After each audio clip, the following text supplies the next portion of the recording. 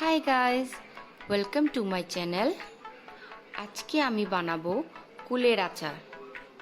কুলটাকে আমি ভালো করে ধুয়ে নিয়েছি, তারপর অল্প ফাটিয়ে নিয়েছি। তারপর আমার লাগছে গোটা ধনে, পাঁচফোড়ন, জোয়ান, মৌরি, গোটা জিরে, 4টা শুকনো লঙ্কা। এই মশলাগুলিকে প্রথম আমি অল্প ভেজে নিব, তারপর মিক্সার গ্রাইন্ডারে গুঁড়ো করে নিব। তার সঙ্গে আমার লাগছে গুড়, এখানে 500 গ্রাম গুড় আছে। প্রথমে আমি মশলাগুলিকে অল্প ভেজে নিব।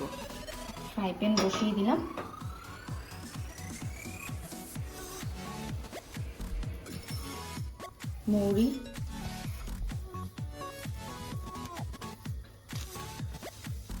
মৌরি দিয়ে দিলাম, জোয়ান দিয়ে দিলাম,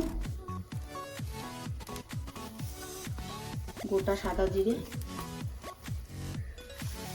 গোটা ধনিয়া,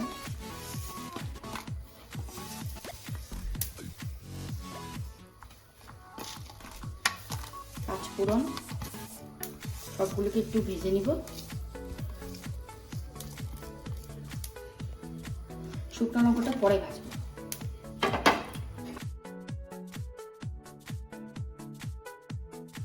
শুকনো লঙ্কাগুলো একটু গরম করে নিব।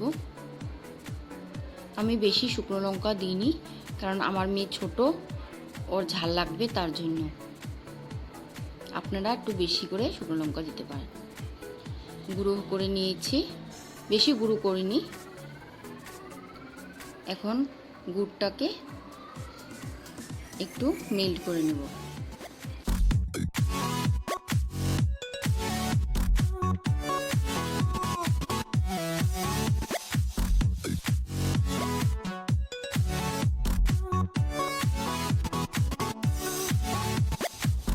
দেখুন, আখের গুড়টা পুরো গলে গেছে, কি সুন্দর রং ধরেছে। এখন কুলগুলো দিয়ে দিব।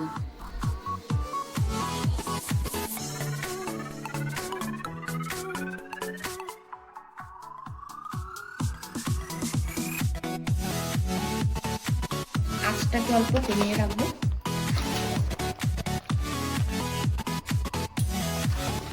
এখন জল বের হবে, অল্প পুরো ড্রাই হয়ে আসবে। আমি গুড় একটু কম দিয়েছি, কারণ কি আমার কুলগুলো একটু মিষ্টি, টক কম। যদি টক থাকে তো গুড় একটু বেশি দিতে হয়।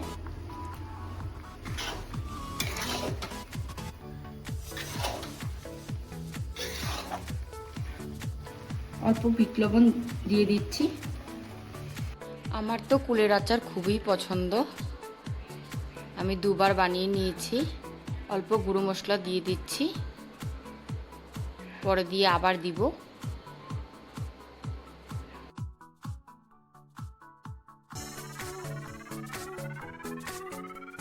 দেখুন হয়ে আসছে, এখন নামিয়ে ফেলব।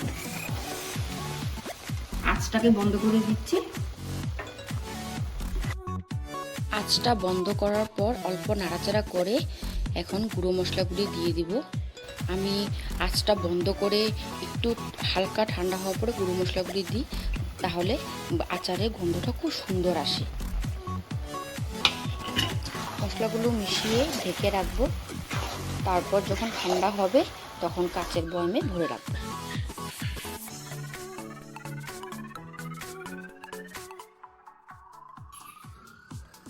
হয়ে গেছে আমার কুলের আচার, নামিয়ে নিয়েছি। ঠান্ডাও হয়ে গেছে, আমি কাচের বয়ামে ভরে নিয়েছি।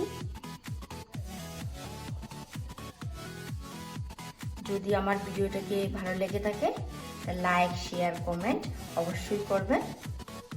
Till then, tata, bye by.